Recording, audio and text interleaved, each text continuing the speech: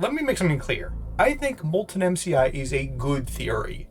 It is a perfectly valid explanation of FNAF 6 and Sister Locations events. That said, do I think it's inarguably canon or definitive canon or anything like that? No, not really. I'm not going to title this like a debunk video because I don't think it really is. This is more of a stirring the pot endeavor. I want to talk about the flaws MoltenMCI has and kind of break those down to go into them, as well as providing an alternative, because honestly, I think there is another solution. To kind of get into the meat of my issues with MoltenMCI, I think Candy Cadet and Henry's dialogue aren't solid proof. I know a lot of people talk about it like, yes, this is where we can see it's true. I guess I'll first go into Candy Cadet because there's a handful of oddities with it. Primarily with the idea of 5 things becoming one. The main story of Candy Cadet is 5 innocent things being brought together by a good person because of a negative thing. It is a bad thing that forces the good person to accidentally or intentionally merge them all together. That is the important context that I feel like a lot of people ignore. A lot of people treat this as, oh, William's the one who merges these 5 characters together, but that's not what these stories are about. These stories are about someone who is on the good side, taking 5 things, and in their efforts to save them or protect them, the good person is the one merging things, which becomes really weird in MoltenMCI, where the idea is that William is melting down the old animatronic parts and putting them into the Funtime animatronics, splitting them into 3.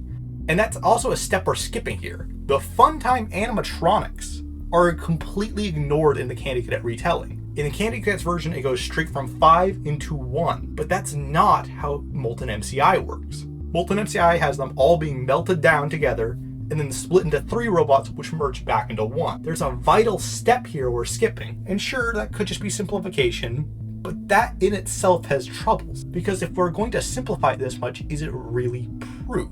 To get to that point, you have to generalize it and make it broad. And if it's just about the 5 things becoming one or being brought together, you can make a lot of broad observations and explanations for it under that logic. Let's say it's about Henry's plan of luring everyone back. Let's say it's about Charlie giving gifts to the 5 kids. I'm not saying per se those are the correct absolute explanations of Candy Cadet. They're just as logical or valid as MoltenMCI being what Candy Cadet's about. And there's another thing we'll get to a little later, but that's just for now.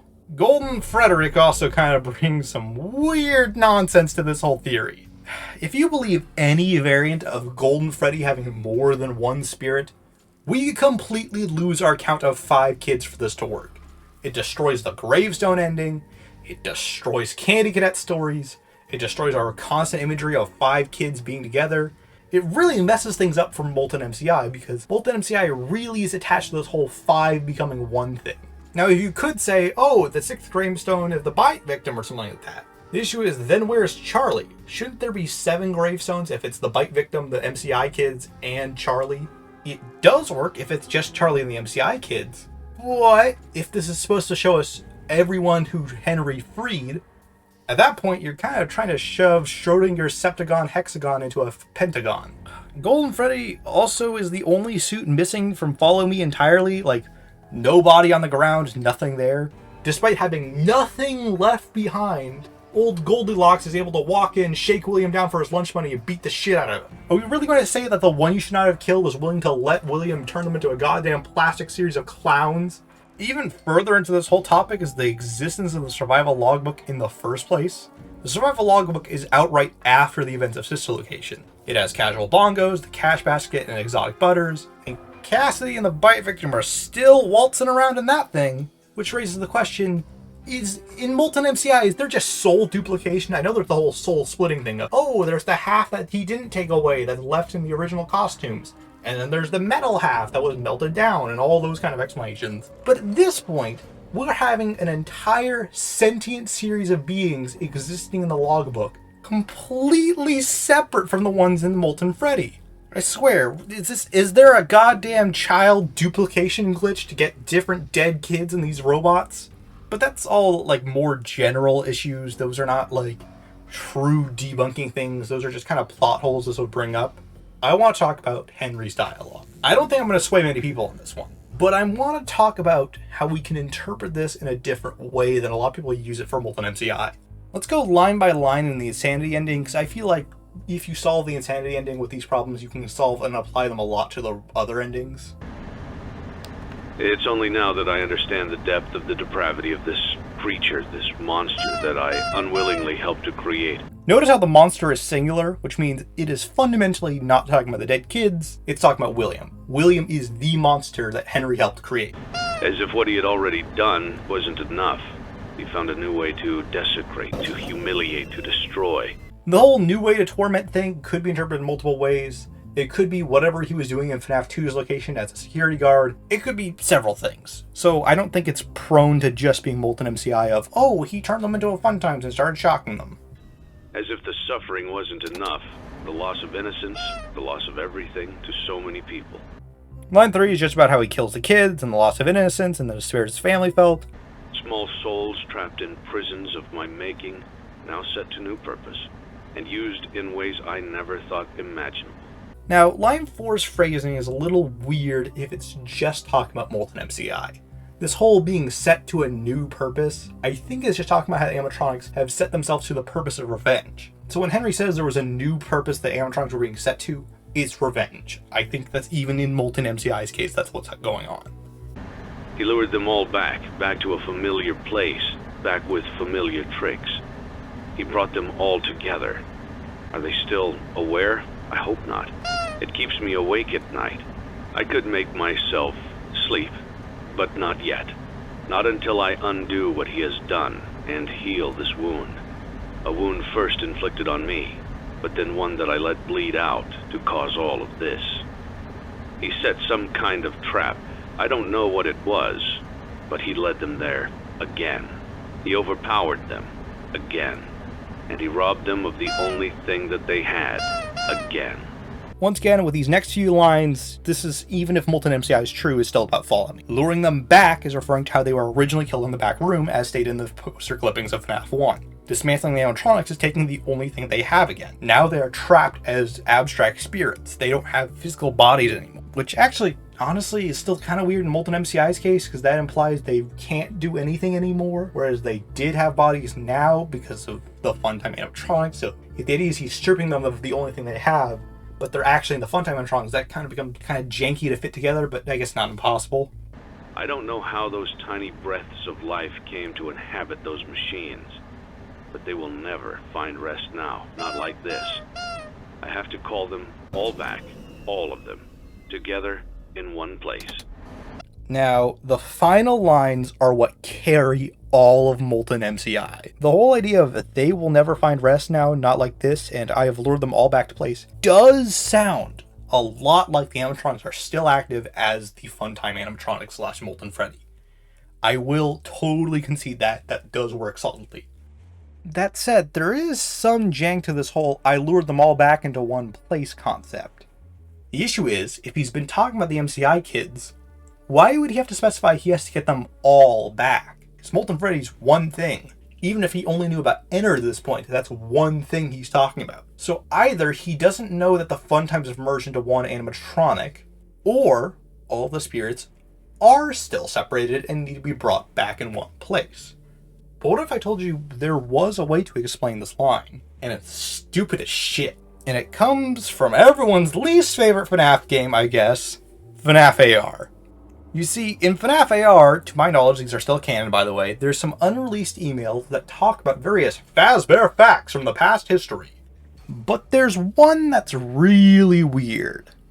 FNAF AR states that Rockstar, keyword Rockstar, not glam rock, Rockstar Bonnie was built from the original Bonnie. So let me paint an alternative to MoltenMCI with this logic. I think Henry gathered up all of the old remains from the original animatronics left behind from Follow Me and used them as a reference point or built around them or on top of them to create the Rockstar animatronic, preserving whatever they were in new bodies. I mean, this is literally what we see him do in the same game with the puppet. So it's not me pulling this out of nowhere. And at this point, they wouldn't give a shit about the restaurant manager, Mike. They don't know who he is. They don't know his connection to Springtrap. They wouldn't care anyway. They got William. This also explains the plot hole of FNAF 3 that explains, this was Henry going there, trying to find stuff for whatever reason, and he finds William dead in the back room, seals him away, and takes all those old parts and moves on.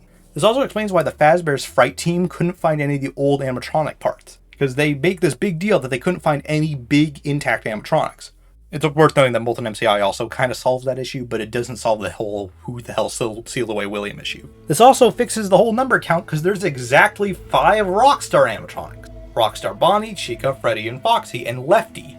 This fixes the other issue with Candy Cadet, because beyond just the other explanations of like, oh, it's just about Henry luring all the animatronics from the past there, it's the good guy bringing everything together. That's what Candy Cadet's about. He is bringing 5 innocent things together, away from a bad thing who wants to corrupt everything. That is another alternate explanation of Candy Cadet to add on to this roster.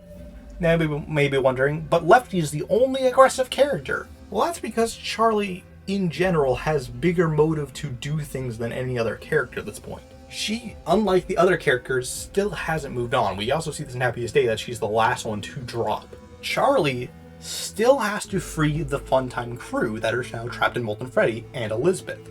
And she also has to free Golden Freddy, who is not moving on. So that's why she's still aggressive and active. She also wasn't around in Follow Me to see William get Springtrap, which furthered that she wouldn't know the difference between William and Michael. Or maybe she would, it's hard to say, honestly. This also segues into the whole, completion ending of how Henry talked about how Charlie carries all of the spirits in her arms that she saved. Because they're there. They're the rock stars. Notice how it also doesn't show Molten Freddy on screen, which would be perfect at this point in time if we're confirming MoltenMCI. It creates this poetic thing where they all stay their own characters and are all burned together.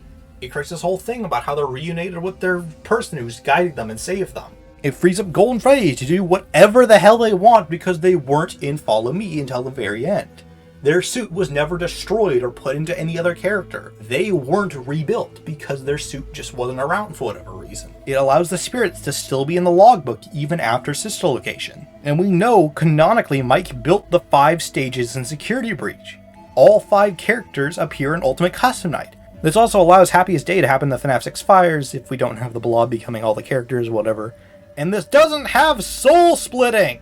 Sister Location is no longer bound to any spot because, the animatronics have or haven't been dismantled yet. This would also expand upon the theory in FNAF 2 that all of the toy animatronics are only active on the first 5 nights because they're using reused parts from the withered animatronics. All of those parts were taken out of them and put to the toys which make them active. The withered animatronics are the real possessed characters transferred over. And this would basically be a super extreme version of that, where it's the Rockstars are basically built out of whatever was salvageable from the original MCI robots. And if you look closely at the Rockstars' mouths, you can see something that looks a lot like the FNAF 1 Endo 01 designs. It's fair to see in the UCN jump scares, but they do look very similar at least. I don't know if that's intentional even, Scott might not even have planned to make that. But hey, I thought it worth pointing out.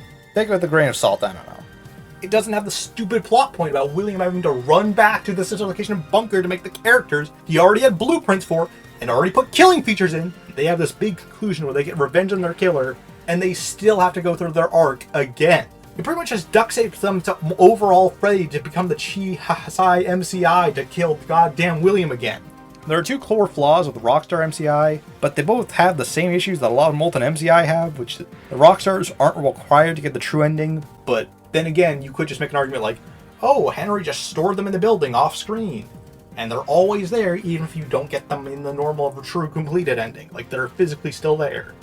And I mean, that's so much of MoltenMCI has stuff like that where, oh yeah, William just took all the parts off screen and built them, and all that. Like, that's the same kind of logic, in my opinion. But more importantly, once again, this is kind of an issue MoltenMCI has too. It isn't strongly implied in FNAF 6 on a surface level. That said, could you even remotely get close to MoltenMCI without the Silver Eyes trilogy? AR, for being this weird fest of questionable canonicity and odd emails and unreleased dialogue, is part of the game's continuity. So I think it should be taken seriously when it says stuff like this.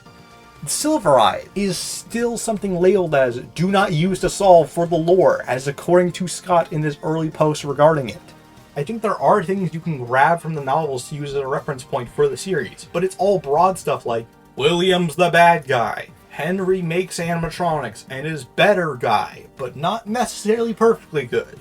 Charlie is good guy, Charlie will be killed by William. Elizabeth is William's daughter and she becomes a clown. I don't think every single part of the story is worth analyzing equally in the novels. I mean, I could really nail into MoltenMCI for really dumb small things, like this would kind of invalidate the whole blueprint killing feature story kind of implications and plot point, because it makes it this weird kind of remove Chekhov's gun where you're just supposed to know, oh yeah, William, who made these animatronics to kill kids, who lost his daughter to these animatronics, doesn't want them to use those killing features to save the family he doesn't have anymore. The only family member he would have left after Sid's location after creating the Fun Times and losing Elizabeth would be Michael, who he sends to the Fun Times anyway. And just as I said with the Rockstar MCI kind of struggling to have implications in its own game on the surface level, Sister Location kind of runs into this now with MoltenMCI, because it's like, where in Sister Locations are the clear implications that these are the MCI kids split between 3 robots? I hope at the very least I can convey why I don't treat MoltenMCI as this perfect or canon theory. I feel like it's just easier to say they have their own spirits and the MCI kids are somewhere else. Honestly, MoltenMCI almost feels like this self-fulfilling prophecy where people got things right in Sister Location about like, oh, William's going to be the name of the bad guy, and all those theories about little prediction about like the general roles of the characters, and they decided to try and take it a step further, and I don't think that's ever worked. I don't really give a shit if there's something I missed that makes Rockstar MCI completely invalidated, because to me that's not really the point. I just want to use it as the explanation that there is a counterpoint here. There is another way to interpret events we haven't talked about yet, even if this isn't the correct one. Rockstar MCI, the true solution. I'm not going to call it that because I don't think it's that. So I hope at least I can give people a new way to look at the series. Bye.